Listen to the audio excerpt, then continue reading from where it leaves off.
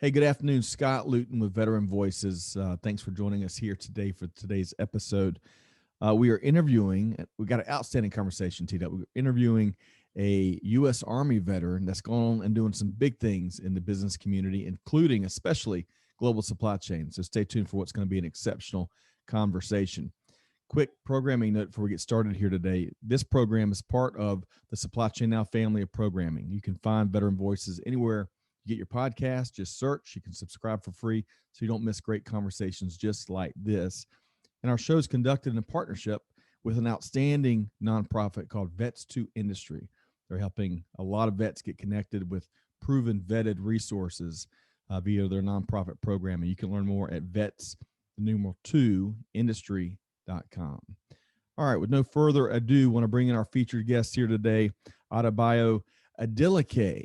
Good afternoon, Adebayo. How you doing? Good afternoon, Scott. I'm well. I'm ready for the end of the year party to get started and ready to rock and roll. Hey, I'm with you. And I've got to admit, I've been stalking you for quite some time. I think I've really enjoyed your thought leadership in supply chain and business and leadership. And I want to say we connected probably 6, 8, 12 months ago, and we talked about doing an interview. And shame on me, I'm sure, because I didn't follow up.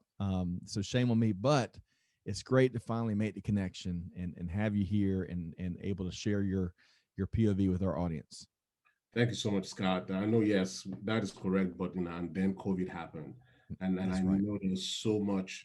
Uh, a lot of people are doing so much to kind of help arrest the situation to the best of their ability. So I completely understand. So again, uh, we are here, so and that's Yes, what sir. really matters. So thank you so much. I really And we're do gonna make appreciate it. you bet we're gonna make the most of this time. And you're right. The pandemic has certainly thrown every industry for a big loop, especially the one where you spend most of your time helping others, and that's supply chain. We're going to touch on that here in a little bit. So, for starters, though, let's get to know Adebayo a little bit better. So, tell us where you're from and give us an anecdote or two about your upbringing.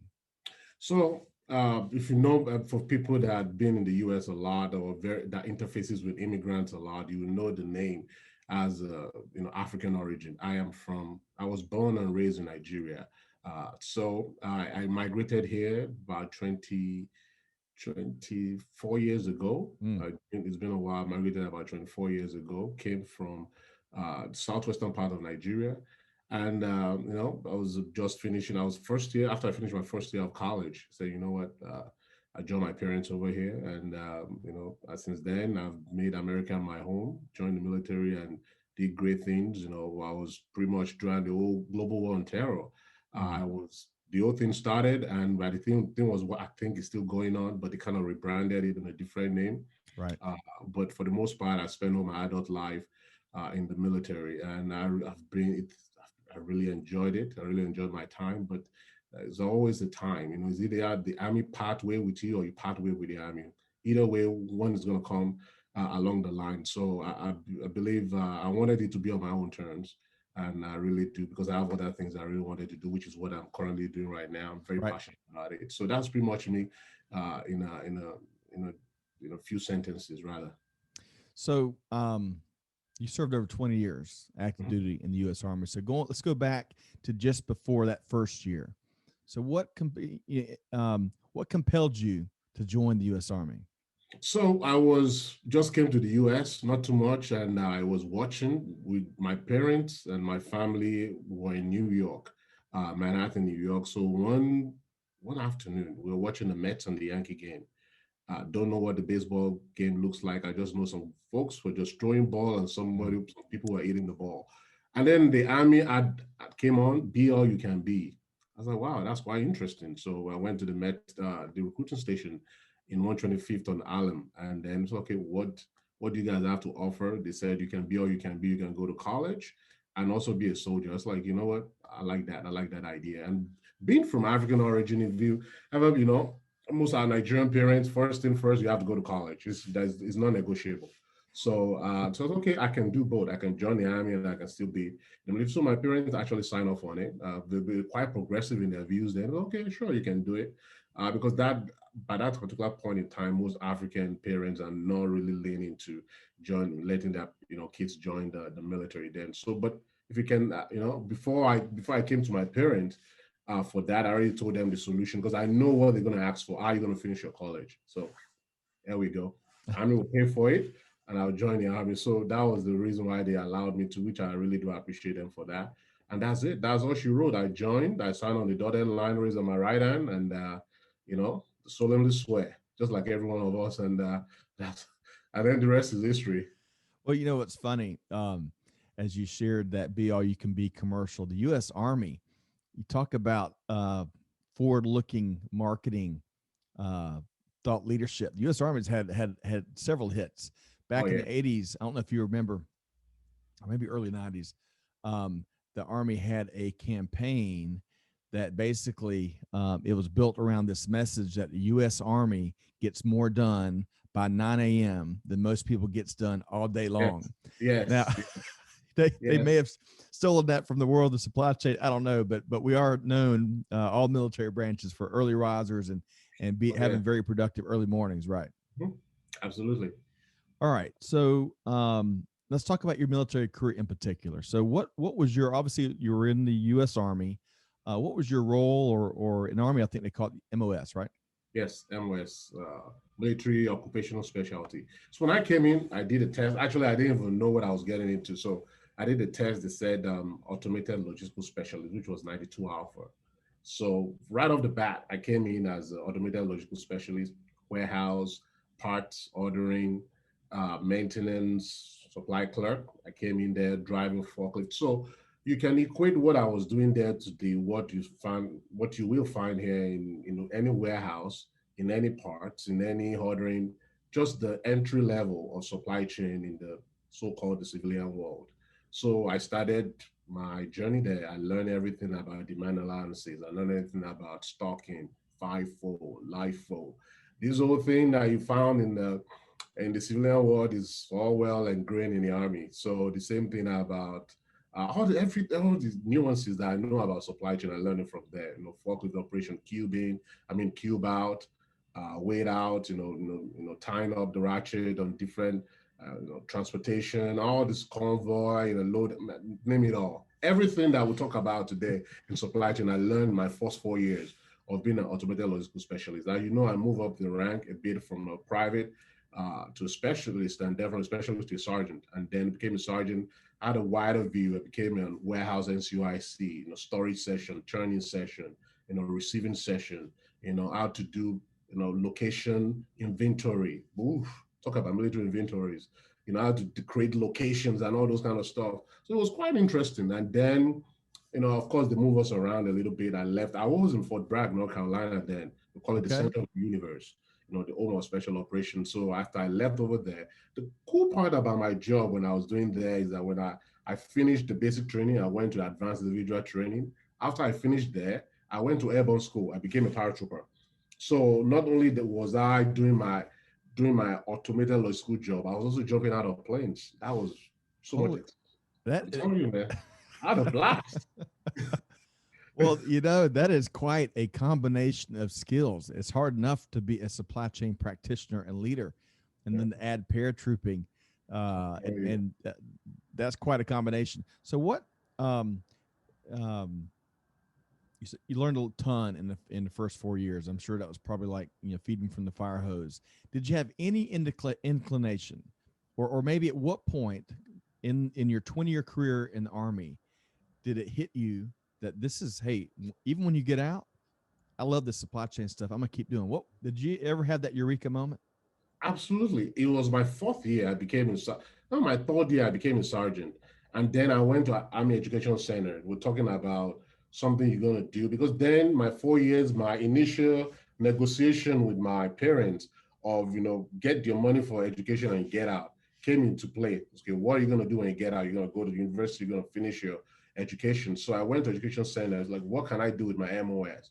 Then the word logistics supply chain came to. That was the first time I really actually have a, saw it on paper. I was like, wow, what is this? So I took different pamphlets. It was the CSMP. It was the Council of Supply Chain Management. I think Yep. that was the organization there that printed that thing out. How you can transition from the military to the civilian. So I started reading. I said, wow. So I have so much of this. Look at what these folks are doing. I've already done it. I've been there, done that. I have those T-shirts.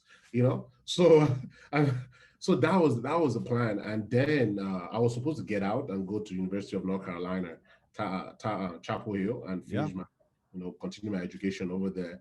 And then I heard a voice like, you know what? Let's see what the army has for you. So I went in there. Oh, do you want to continue your paratrooping job and go to Okinawa, Japan? I said, why not?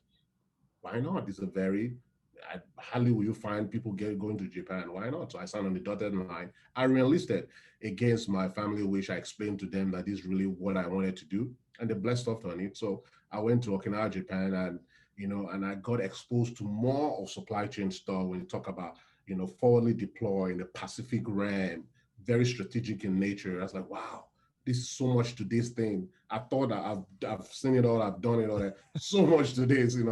And I had a blast. I had a blast. Since right there, I was E6. I was a staff sergeant. Then I realized that I can do this for a career. I really can do this. I really enjoy this.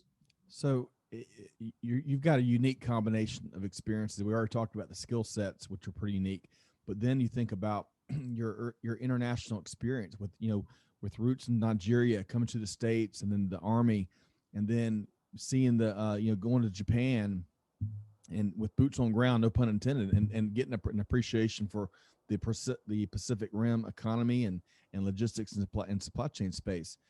No wonder you're helping organizations with supply chain globally. I mean, you've got a pretty unique background. What year was that the Army That was sent in you? that was in 2020. That was in 2002. 2002. I just finished I went in there, and that was right after September 11th. Mm, mm. That was when these, because September 11 met me at Fort Bragg, North Carolina, and after that, then there is an ally of Osama bin Laden in Philippines. So the unit I was there in Okinawa, Japan, were fully deployed in Philippines. Uh, you know, Looking at all the cells of Osama over cells over there, so we were pretty much involved. Right. Everywhere you go around that time, somebody around you are fighting some kind of war.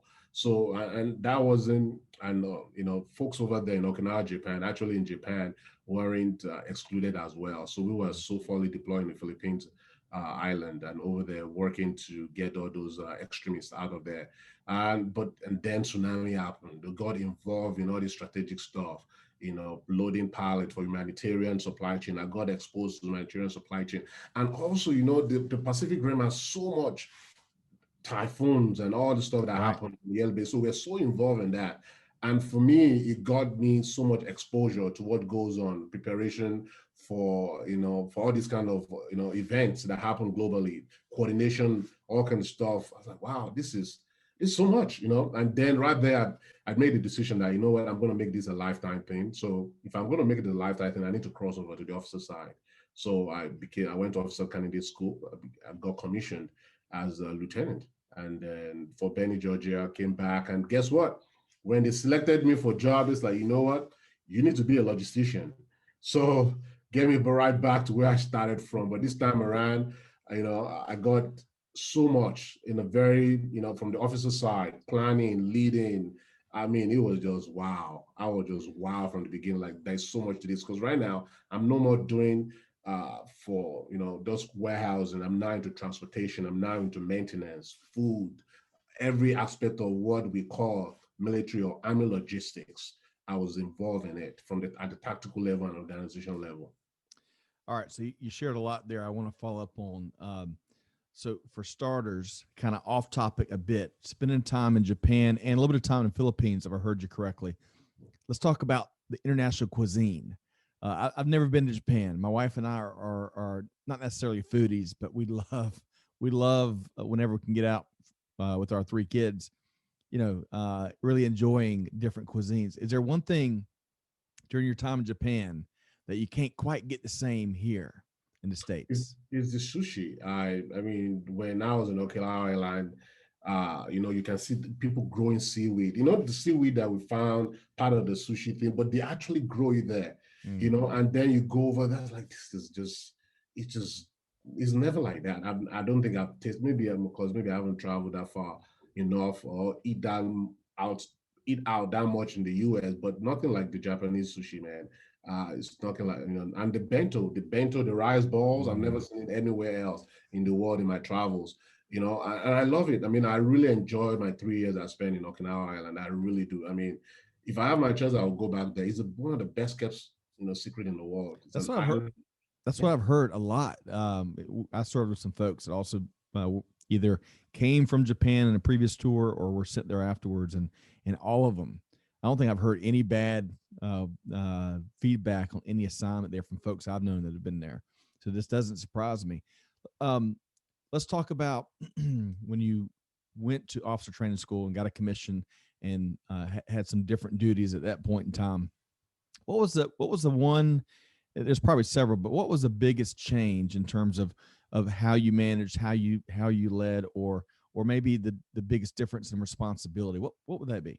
So in the military realm, there's a non-commissioned officer, and then there is a commissioned officer. I was a non-commissioned officer before. Now I became becoming a non-commissioned, a commissioned officer. There's a clear difference in their job and description, in the job description and what you have to do. For me, it was quite hard. It's like, okay, I'm doing this, I'm doing that. What's the difference? But there is a quite difference. It took me a while to be able to understand. Okay, I'm no more this. I'm now this, and these are what I need to be doing instead of getting to the weeds. Before, as a non-commissioned officer, you get into the weeds. Where are you? All those kind of stuff. Why is it not done? But now, instead of me planning and making sure the resources are available for the execution of different tasks, I'm still find myself into the weeds. It's like, what, I can't move further in my tasks because I keep getting to the weeds. So after a while, I was like, I cannot, I will burn myself out if I continue to get into the weeds. Then I began rather to start delegating. When you start delegating authority, not responsibility, it's a clear difference. So Mm. I learned that, and then you can actually provide resources, delegate, and then everything is nesting into each other. It took me a while. It took me the first 2 years or so was a little bit rough because I keep finding myself in the weeds. After that, and then it was clear. Well, it was clear from there on out. Yeah, that's a really tough. I'm still learning personally, very frankly, how to delegate. It's a very tough lesson to learn. It's like a lesson in trust. It's a lesson in communication. It's a lesson in slowing down so that you can speed up. Yes. It's just there's so much to it. What any additional thoughts, sir? Yeah. So it's a life journey. This issue of leadership in supply chain and whatever is always a life journey. What I've learned in the last 20 years is the fact that your environment plays a factor in there. How to delegate communication. You can't have enough of communication. People always talk about. I mean, you think you're over communicating, then you realize that you're not even scratch the surface at Right. all. So it depends. There's so much nuances to it, and but the most beautiful part of it all is you can learn from it, you can grow from it. There's no end to it, and that's what for me that is the most pretty part of it all. That there's no end to it. You think you can figure it out, then you realize that you haven't figured nothing out. So it's always evolving. It's always evolving, especially once you move from one rank to the other, and your responsibility and your scope widens, and then you realize that there's level of communication has to be delegated. Who is checking on who is being accountable to what, and that in itself, it's a very robust cluster. I can call it a kind of organized cluster in a Right. way. You know. All right. So, before we move forward into your transition and ultimately what you do now, when you think back of your 20 plus years in the U.S. Army, and you think about some of the great people you worked either beside or maybe folks that worked for you or folks you may have worked for, what are some names that come to mind? So the one of my company commanders, John Otek, is a lieutenant colonel now. I have him on one of my shows next year. He's going to come on. I learned so much from him about organization management, how you manage organization, how you develop people within your organization. how you write, how you communicate is speaking is one thing, writing and communicating thing clearly with no ambiguity is another thing. Most people some of these things are lost skills these days. How you communicate clearly with no, like, everybody will read it and everyone will understand. So John Otek is a great one, and also uh, Lieutenant Colonel Diggs. We met in Afghanistan, and he trained me in such a way that he not only mentored me when I was a lieutenant or captain, but he became like a father figure, so to say, kind of like this. Apart from my professional life, he also went into my personal life as well. Just got married, how to, because all these things, oftentimes there is nobody to teach you, you need that kind of mentor to work with you along that path, especially if you're highly deployed like we were. For years, we were outside, outside with family being at home. We had pretty much at the forward, you just working, and you have to continuously maintain the home front. So those folks, were able to kind of mentor me, and so many. I mean, I have so many of them. There's always, and then I have a boss in when I was in Okinawa, Todd Schlitz, phenomenal man. When I first just married, he was telling me, it's like, because my wife came from Nigeria as well. I was already in the state. We went to high school because I spent my high school in Nigeria. So for a while, we were doing a long distance relationship. So when we got married, he was like, wow. He kept telling me, bye, it's going to be a rough road ahead. Mm. I was like, what is he talking about? It's simple. I was like, okay. And then when the wife came, just adjustment, getting to know each other, I was like, wow, this is rough. And he knew it, he sensed it ahead of time, gave me time to kind of, kind of pivot my way. And one of the most shocking thing he did as for me as a leader, oftentimes you say a lot of things about being the leader, being, leadership and whatnot, but acting it out is one of the most profound way to actually lead. When my Mm. kids were born in Japan, I was there with no family and all. He came and spent the whole night as I was with my wife in the delivery room and all. He was there throughout. And that is an hallmark of leadership. I'll never forget those acts of kindness will never leave you alone. Mm. He was there, he came home with his wife, they brought gifts, and they were able to cradle the baby and give time for us to adjust to those new things. Those things are never, those are, there's no way you can write, especially it's just my boss at work, but it took time, it went beyond his scope of duties to actually take care of it. So then I'm forever indebted for those kind of law, because now he has set the bar so high. Whoever work for me, whoever I work for, I mean, I expect that level of leadership and that level of care for people that, that we work together. Well said. I think it was either Aaron Freed or Patrick Nelson that came on and spoke with us a few weeks back.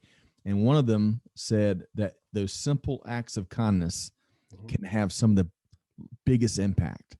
And Absolutely. that's, some of what I heard you say there is it's the simple things that really add so much to this life. And you know, checking in here or picking up something here, it adds up, and it really it helps us, especially in this very challenging times, especially in the military, where deployments and separation of families and life goes on for families. It's just the job has you in a different part of the world, and Exactly. it's amazing. What about all right, so you named some of the folks that had an impact on you during while you were serving. I heard you say Afghanistan, so you spent time deployed in I Afghanistan spent as well. about 4 years there. 4 years in Afghanistan. Um, so what when you look back on your career, and I believe you told me pre-show that you've got twins, two children that'll be 16 soon. Mhm. So what when you look back at your all the stuff you got accomplished in the Army, what's one or two things that you're going to be telling your kids about forever, their kids about? What really do you find a lot of great pride in terms of accomplishments? I mean, I've accomplished a lot in my career. I was able to do a lot in the short time, and the army didn't make it easy as well. They expect a lot out of you, especially if you're leading the American most precious resources, which are the men and women in uniform. They expect you to be on your best, on your best. I think my most accomplished is the fact that I still have my family when I got out of the military. You don't know how precious that is.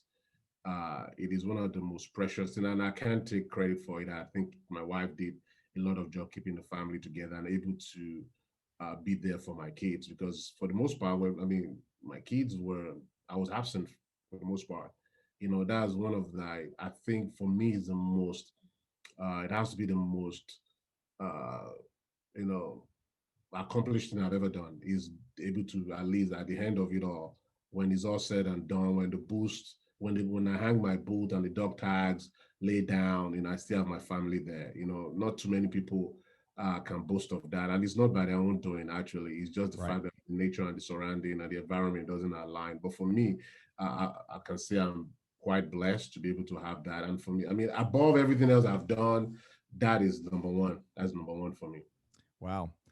Very powerful sentiment you just shared there. Do you think that either one of your children will enter the military? I don't know. I let them explore their life. But one of them thought about it. I was like, what if I join the military? Will you support it? I said, absolutely, absolutely. The military has changed. I've been there, but hey, it changed with the era as well. But I think the military is in a better place now. We've evolved in the last 10 years. Things have changed. I Mm. think the military is always ahead of social politics, and they are aware. They are pretty much ahead of everything else that is going on in the world today. So I will definitely support it. And it would be a badge of honor, actually, to have one of them actually serve. So before we talk transition, I'd love if I can put you on the spot a bit. I love what you just shared there, because that's one of the things I miss about being active duty. And I had the great honor this week to reconnect with a couple of the folks I served with, and the first Awesome. time I'd seen one in almost 20 years. Wow. And we exchanged stories and talked about the great family away from family we had there in Wichita.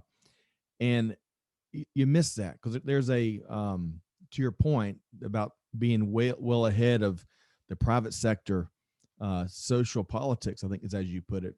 Mhm. It's very real and it's very palpable, and you've got this in the military. You've got this such a strong sense of purpose to a common mission. It cuts through a lot of stuff, and it allows you, and from at least my experience, to see past some of the dividers that we have on the other side. So if you would elaborate a little bit more on that, and why do you think that is? I think you have is a unity of command, or what they call mission command. You have to have one sound. Everybody has to match with the sound, and you cannot have that kind of uh, unity of command if everything is divided, everyone is going different ways and whatnot. Regardless of religion, race, creed, wherever you come from, we're all together in this. And I think that's why for a lot of us, and usually for me, when I got out, I retired this time 2 years ago, and and I thought I was aware of what goes on in America, but absolutely I was wrong, because Mm, I started like, wow, how can have why didn't I know about all this that's going on in America? But because the military kind of shelter us from for some strange reason out of what else is going on in America, because it's a different community in itself, it's a different environment. So, and you miss it. You miss the realize that half of what is going on in the military, I mean, the world today is kind of absent. And there's a reason why you need to remove all those nuances out for you to be able to fight, because our constitutional duty is to fight and win the nation's war. mm, So you cannot do that if you're, like deeply, deeply divided. I mean, the military has their own issues they still deal with. It's an ongoing. Every time you have people from multiple race and multiple backgrounds, you're gonna have some issues. But they right. have ways of dealing with it. They have ways of correcting it, because they're not perfect. But they never said they were perfect. But at Right. least they have ways. They're always progressive in ways to address that, and that in itself is very, very laudable. So for me, I miss that a lot. I miss that a lot. That when brothers in arms are locking hand wherever you are, and that's what will bind us together. And I think there is a lesson we can learn from our military as Americans than what has won nations wars for so many years. The same can be transferred to American public at large. Able to see beyond all that, able to find a common good that kind of bind us together. And I think if America really want to really move forward and heal, we can learn from our military, because they've done it. time and time again. Uh, Adebayo, that what you just shared there in the last 4 or 5 minutes really reminds me exactly why we do this. I mean, that's inspiring. It's spot on, and I agree with you. Um, I hope that the country can find a way to find an element of community that you can find to a large degree in the military. So we'll see from your lips to God's ears. So we'll see Oh moving yes. forward. All right. So one of the things I want to pick your brain about is transition. So if I heard you correctly, you retired about 2 years ago. Is that right? Mhm. Yes. Okay. So as a commissioned officer, what I've learned through having hundreds of these conversations going back to when I got out in '02, I found that enlisted transitions can be a lot different than the commissioned officer transitions. And that Absolutely. may or may not, I mean, it's probably a big generality, but speak to me, if you would, about your transition. How was it more challenging than you had expected, or about what you expected? How'd that play out? I think it's about your expectation. Transitioning, for me, I did it abruptly because I made that decision like a year out, like it's time for me to go.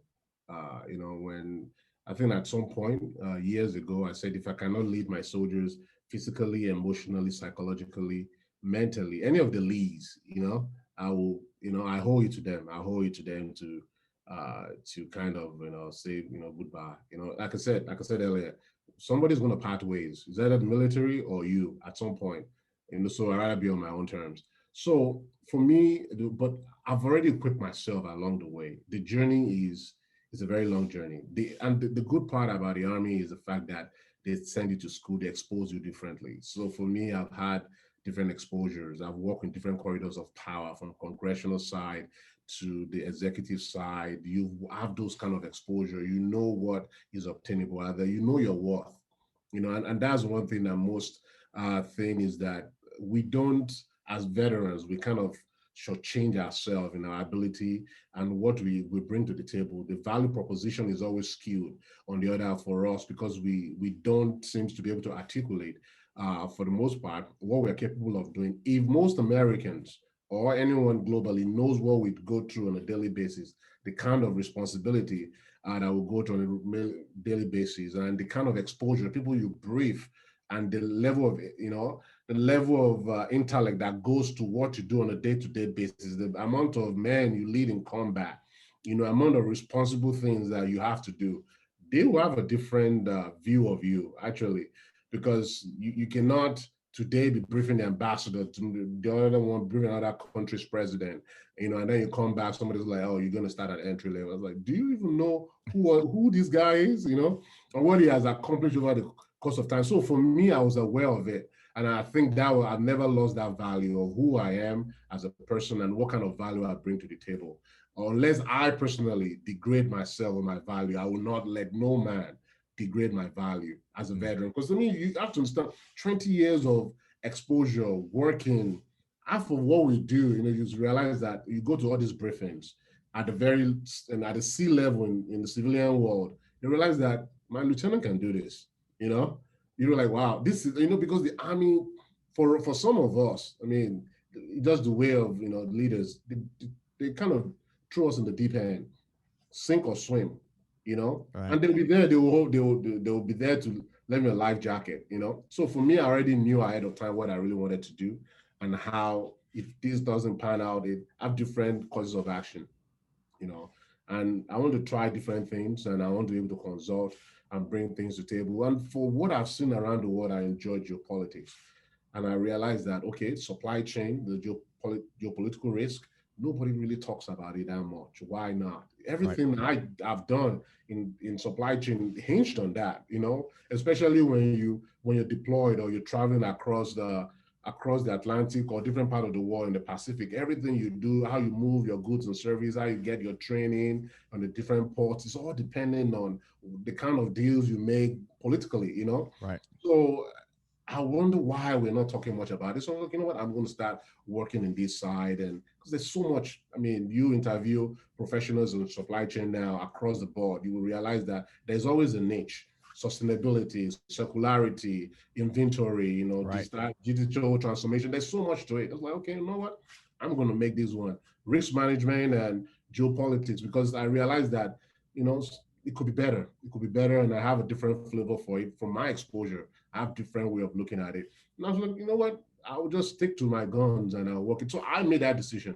And and for officers, because of our exposure, we and the way we're kind of brought up in the military, we have those kind of mentoring along the way. When the time comes, this is what you're gonna do. And I know the same is not for the non-commissioned side or the enlisted side, because oftentimes they look at you with your rank. Strangely, I don't know what that happened, but and I think a lot has to be done on realizing that, because if I'm doing something, there's an enlisted soldier with me doing it with me, so they should get equal amount of exposure like I did as well. They should have the same value proposition like I did. So, and I think that one is getting down to the ranks. Like, look, you are valuable than what is out there or what they think you are, where they think you are. So for me, it wasn't that difficult because I already know exactly what I wanted to do and I pursue my passion. So that's a great word to finish on, because I tell you, you can't sit down. I know we're not in person. I'd love to do that eventually one day and break bread with you. But you bring so Absolutely. much passion to the table. And I bet you had some folks ready to run through walls for you when you were in the military, maybe even now. We'll And try. We'll try. well, it's palpable with you, Adebayo. Abayo. Um, I want to ask you about so one of the clear cut best practices that you touched on several times right there was knowing what you want to do, really getting specific and getting focused. And that's one of the best practices we hear from a lot of veterans as they talk about and they share, you know, with others how to successfully transition.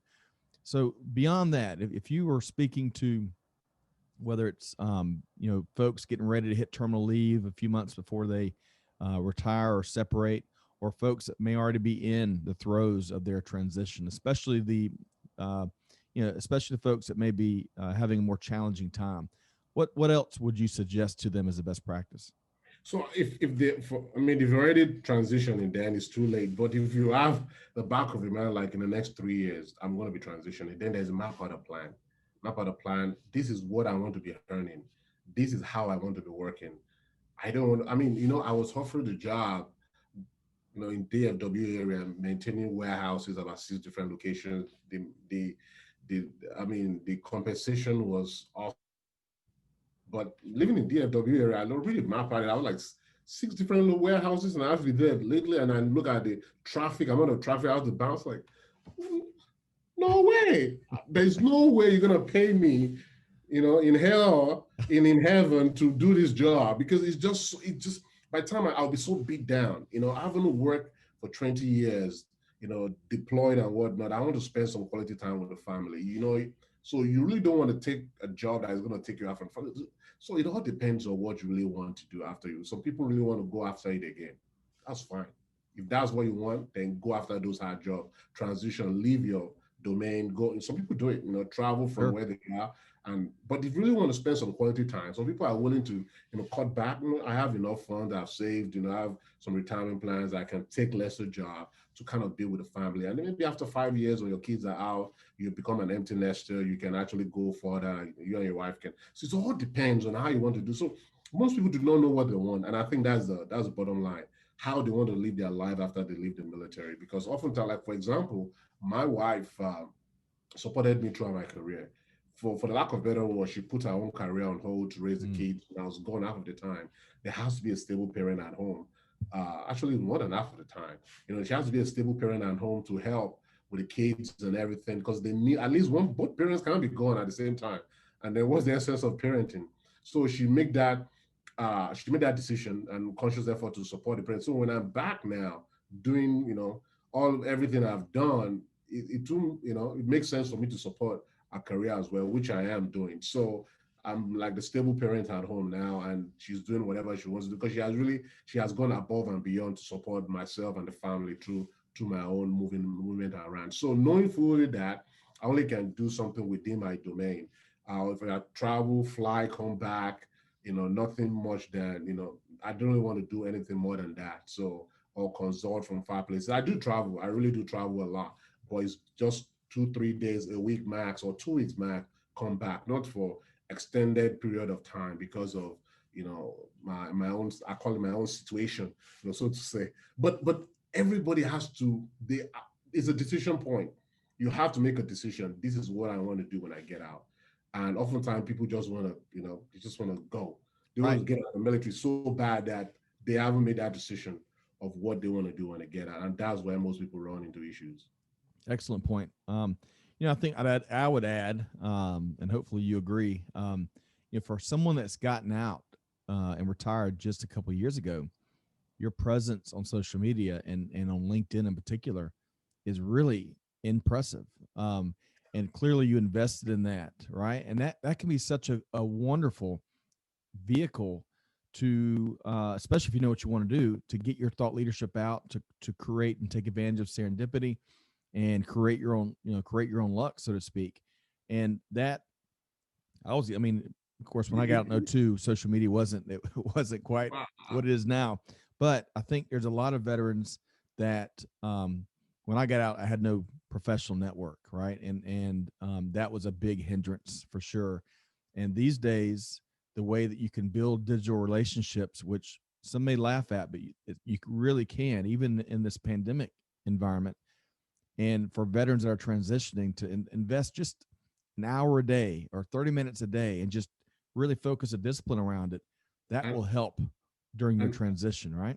yes, absolutely. And I'll tell you this: I joined LinkedIn, Twitter, and all those things before I left the military, and Instagram. But due to missions, if I take picture, I was deployed to Jordan before I left. I mean, we can't post pictures until we've left the area. Right. So imagine I've taken all these pictures, then I left a year later, then I started posting it. So on LinkedIn, I have LinkedIn and I have my profile. Oftentimes, people, like I said, veterans, they have a hard time transitioning or interpreting what they're doing to something that is consumable for the civilian, for the civilian populace. So, but for the LinkedIn part, to be able to get out there, it took me a lot because of the nature. If you've been in the military a lot, there's this sense of humility. There's this sense of, I just want to do my part, and then get out of the way. So coming out and doing this, being upfront on social media, explaining and expressing yourself on different issues, on different points of view, is very, very difficult. So I have to come out of shell more than enough. But then took me a while to get comfortable with it. And to be honest with you, a lot of veterans are actually facing that as well, because in our nature, the way the army culture is really from the army, and I think it says for the rest of the services as well. We just don't operate like that. When I got out, I have no digital footprint Right. beside this thing. I didn't publish any articles on there. It's just the fact of the matter is actually stay less on social media, stay less on Right. the internet. Actually, if you're already deployed, you use your name, people know your name, they can find you. All those kind of we call it infosec, information security. So kind of on that side. So coming out now and that's okay. I've been staying out of these. They call it the white pages. They use the internet to kind of search you. But Right. now that you are out, okay, I'm now going back to where I'm supposed not to have been all this while. So it's kind of different. So it took me a while. It took me months to like, do I really want to do it? Even I still have some issues coming online, doing videos. And I think that's my next challenge, doing more videos online and be able to realize, because you pass your message across with passion. People can read it. There's a lot of non-verbal cues that you give during video interviews that most people can't see, behind the voice. So I think that's one aspect of it. I've done a few videos, but next year you're going to be seeing a lot of videos from me, because that's the challenge I really want to.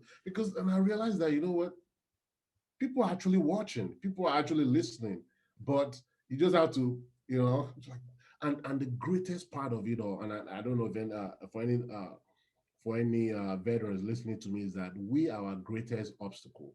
We judge ourselves so much. I Mm. remember for me, last year was like, what will people think of me? I've done this, I've done that. If I say this, what will my guys think of me? There was a time I went on Instagram and I did a video and laughed. I got some calls from my fellow veterans like, "Are you okay, Bio?" I said, "I've never seen you online before now, but I'm not saying it was bad. I just like this different." Well, yeah, I just try something different. I Right. think we need to come out of our shell, because the world we live in is no more. We are now in the new world, and this is obtainable, especially if you want to pass your point across. These are the medium and the channels you have to use, and you have to be comfortable with it. So for me, it's not like I'm born for TV or I'm born for TV. It's just the fact that I don't know. uh, I was trained for certain things. I was trained this way for 20 years. So now I'm coming out like, you know what? Let me try something different.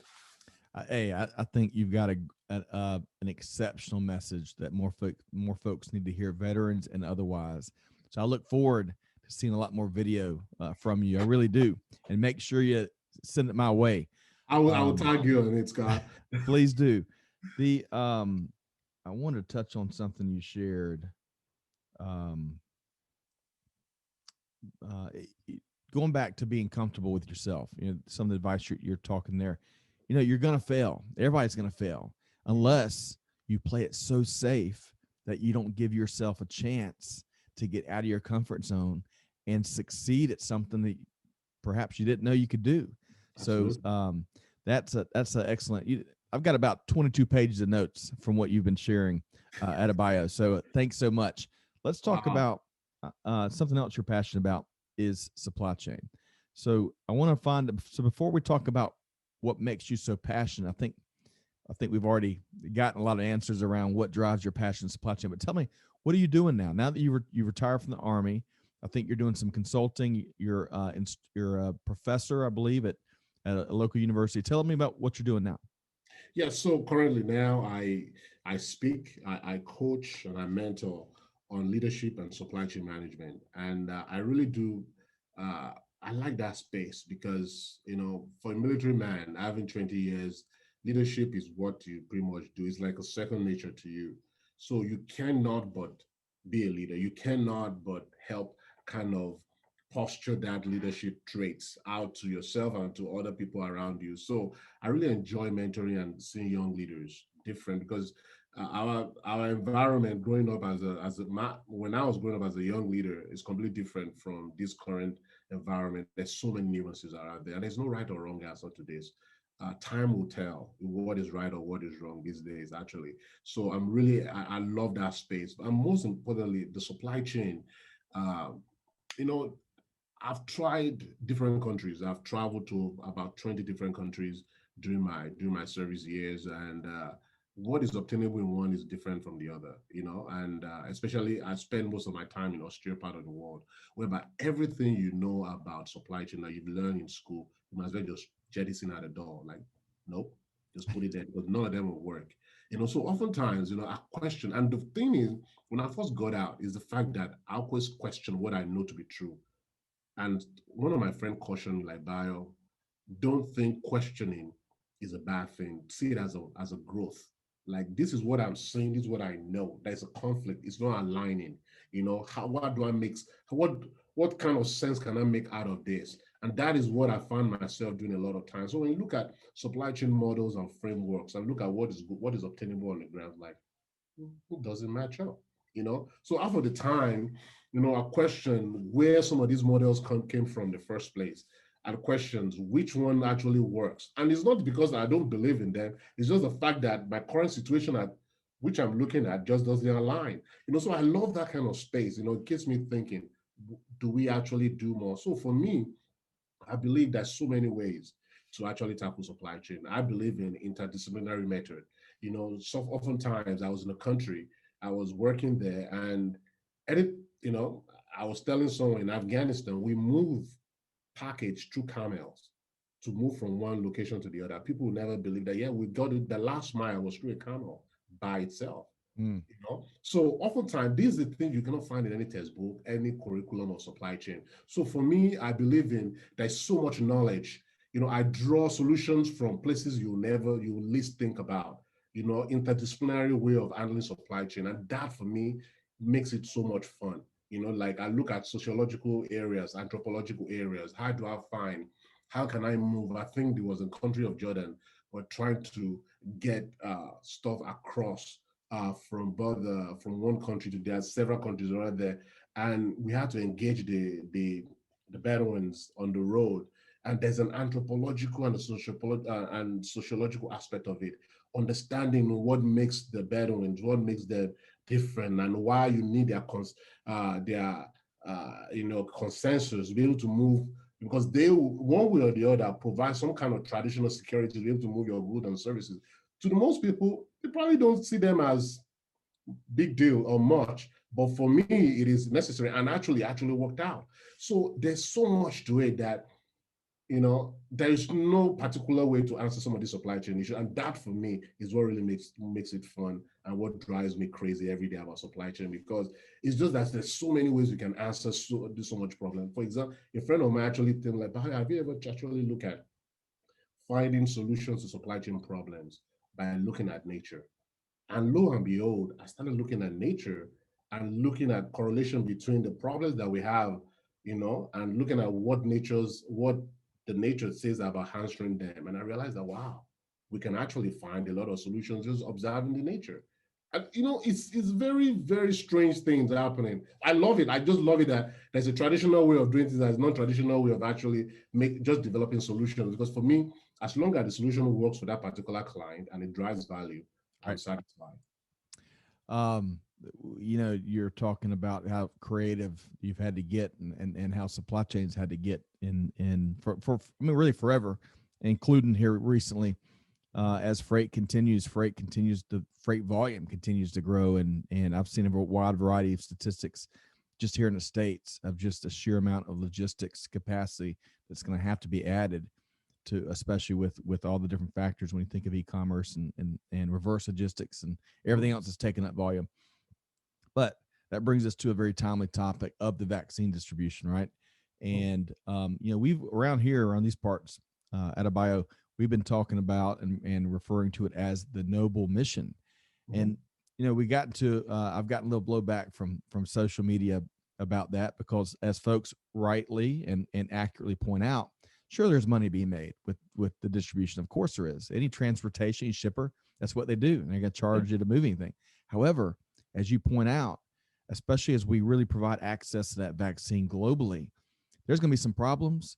Undoubtedly, they get solved. They have to get solved to hit this city or this village or this, and people aren't going to make $1 million to do it. They're just going to find a way to complete that mission, and that in my mind, that's the beautiful common thread between the military and the global supply chain community, and that really is what makes me passionate about it. I don't know if that what is that. Any thoughts there? It's a double-edged sword, and I'll tell you the reason why, and I'll share my experience briefly with you on this. Of course, people are making money off it, and that is a root cause of capitalism. People have to make money off it. If not, I mean, all these guys that found the vaccine solution should have shared it and make it. They shouldn't have patented it. They should have shared it with the world, and everyone could have, came out with some generics, and the whole world will be vaccinated at the same time. Of course, that's not what's happening. Everyone is trying to profit out of it, and Right. which is understandably so, that people have to get their money back what they invested in it. But from your perspective of the noble, is a noble cause because you're saving lives. And when you tie life to any aspect of supply chain, it changes the dynamics of things. It changes the dynamics of things. If we always look at life aspect of supply chain, I think the way we approach supply chain is going to differ. It's going to be different, rather, because we look at it as life and death issues. That's why humanitarian supply chain is different from normal supply chain, because it changes the dynamics of things. Yep. It gives you, it touches your core. But as a as a veteran, if I'm in charge of, distributing stuff, I think my let me put it this way: my number one priority is to get the vaccine, not the money. Yeah. And that might not be what is obtainable in the real world, because people are like, what is the cost today? It's all about cost. Right. But for me, because of my upbringing and my constitution, is the fact of the matter is about getting this vaccine to people that need to be vaccinated, and then worry about money later. And of Yeah. course, that's not obtainable in the real world. So, but and that in itself, as I mentioned, is what a lot of veterans do encounter when they get out of the service, is that we are so passionate about getting the mission done, getting the task done, that we forgot about the cost that is associated with it and the value that's associated with it. So we sell ourselves short. We don't know how to close the deal. We have this transactional kind of jittery that don't worry, whatever you feel like, just pay me, you know. And oftentimes people will always take advantage of that. And I think I'm still learning it as well as I go forward in my consulting world. Like, you know what, you're a small business, I'll do. But in essence, the moment you start on that trajectory, you'll never be able to make money. It's like you're doing charity work, you know. But at the same time, people need to understand that this is who you are. I mean, you've been framed to work this way. You know, I mean, one day you're over there performing supply chain, the next day you're saving babies in some far part of the world. And then you come back here, those things, I mean, you've seen the extreme. Those things does is little, what you're going through right now is little compared to what you've seen in the past. So oftentimes you don't really associate money to what you're doing, right? and and people take advantage of it. Whereas people that went to school, you know, got into the real, you know, big, you know, corporate America and started working, they see things differently. And I've seen it oftentimes. It's not like because I do not want money to be associated with it, but I just don't see it because of my constitution, the way I was brought up in the military. Is not my number one priority. It's about getting the job done, money later. But for most folks, say this is my value, this is the money is coming with it, and make it happen before I can even move a step. I love that so much of what you shared there. Um, all right, so let's make sure that folks know how to connect with you because they're also going to be expecting all that video content in 2021, all that thought leader, that passionate thought leadership. You're like a manufacturing production facility for supply chain passion. All right, so how can folks connect with you based on all your speaking, coaching, and mentoring you're doing? So I can reach out to on adebayoadeleke.com. I have a website over there where all my services I provide over there is on there. You can reach out to me. And of course, LinkedIn is I call it my base station. So that's where we work. Uh, Adebayo Adeleke, I'm the only one on LinkedIn. I'm not the only one with that name on LinkedIn, but for supply chain, I'm pretty much the only one on that. So reach We're, out to me. we're gonna I'll, make it easy. We're gonna add all those links to the okay. show notes of how to Okay. get in touch Okay. with Adebayo, and we're gonna make it. We're after the one click listener experience here at Supply Chain Now, Adebayo. What do you say? We're after the one click Oh yeah. listenership experience, right? Instead Awesome. of going through 17 clicks to connect with our Yeah, featured guests, we're after one click. awesome. I really appreciate that. And reach out to me. I always engage in supply chain conversation. There's so much to it, and that's what really makes this industry. You know, I'm really passionate about it because you never get bored, and you never A- get bored. And So if you get bored, you better be looking over your shoulder, or you better be worried. exactly, So, exactly. Something is absolutely wrong. So you can reach out to me, and I'm on Twitter as well as Temibayo. I'm on also on Instagram as Temibayo1. So yeah, reach out to me. Let's discuss. Let's talk. Supply chain, veteran stuff, my experience in the military, and my experience around the world. There's always a story. I always have plenty of stories to share as well. All the crazy stuff that has gone wrong and how we solve so many stuff. So I have on LinkedIn in January, I have I'm debuting a show called Uncommon Solutions, where I bring somebody on my journey that will bring over there for about 10 minutes and tell them to be like, you know what, tell me a problem that you solved in the past, crazy problem, and how you went about solving it. Something that is you can't find in a book or some supply chain or some supply chain model or framework. There's nothing about it. You just have to think on your feet and figure it out, and then you'll be surprised. So I'm bringing people from the military, people from the different part of the world, and I'm hoping to share some laughs and just people to look at it, and it's also to encourage the younger generation because I keep hearing this thing that supply chain is not a sexy kind of work to do or whatnot. It's like it depends on who you're asking. You know, if you ask some folks like, "Wow, you did that?" Yeah. So I think is also good for them to understand that oftentimes what you study and what you went to school to understand how to be able to think differently, not to be able to just not to follow whatever they taught you in school, but must be able to kind of ignite that creatives within you. So I bring all this. It's about 12 episodes a year, so one per month. So John Otek is going to be I'm going to be following it. Talks about what he did in Europe. It's going to be awesome. So I'm looking forward Outstanding. to it. Yeah, We can't miss it. I love that approach. You know, beyond the learnings, the communication, the rapport, the sense of community building, and to really enjoy each other's company, the fellowship and camaraderie place. So I love that, and folks can connect with you about how to sign up and register and be a part of that, right? absolutely. It's always online. I'll put it on LinkedIn and YouTube as well. Just click, watch it. It just shows different solutions, craziness that is going on around the world, and how you can solve it by just, look at how people are solving their stuff, how they come up with different ideas to solve their problems. Because I don't know it all. You don't know it all. I mean, by sharing other people's ideas, you can definitely know a lot. So I'm really excited about that. I'm really excited about that. So Awesome. Love that project. Well, we have really enjoyed this conversation. It's gone past really fast, but we'll have to have you back here on Veteran Voices. We've been talking with Adebayo Adeleke. And really, I know we just scratched the surface after all of your time in the U.S. Army and all of your experiences in global supply chain, but want to wish you and your family happy holidays, happy New Year, and we're really looking forward to all the big things coming out of the Adebayo factory in 2021. thank you so much, Scott. It's a privilege to be here, and I really am overjoyed to share my experience with you. Mm. And more importantly, is the fact that you considered me worthy enough to be on your show. So I don't take that for granted. Of course, you're a top-notch podcaster, and Mm.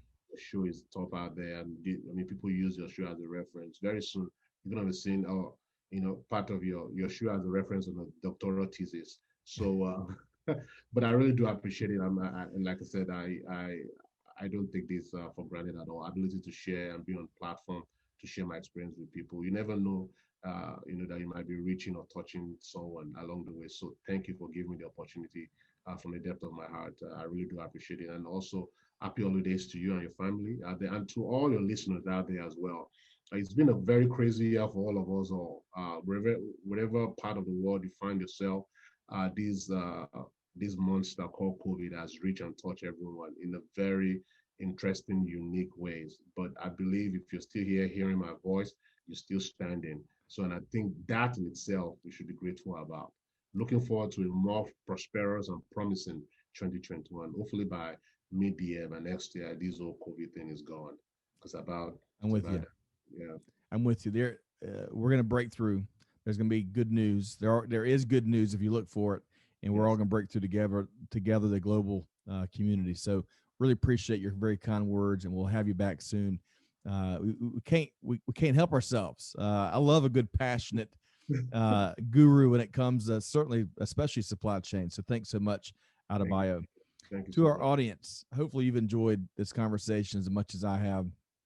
I think I've got about 32 pages of notes I can't wait to share with our team here, but certainly our audience. So if you like conversations like this, of course, you can learn more. You can go to the Veteran Voices page wherever you get your podcast from, or of course, you can check us out at supplychainnow.com. Hey, if you're a veteran and you've got a story to tell, it'd be tough to top one that you've heard here today. But if you got a story or a challenge or a transition or your journey that you'd like to share, reach out to us on social. We're on Twitter and Instagram and LinkedIn, and reach out and we'll see if we can't fit you into our programming in the new year. Hey, on beyond all of that, Scott Luton wishing all of our listeners nothing but the best. Hey, do good, give forward, be the change, be just like Adebayo. And on that, we'll see you next time here on Veteran Voices. Thanks, everybody.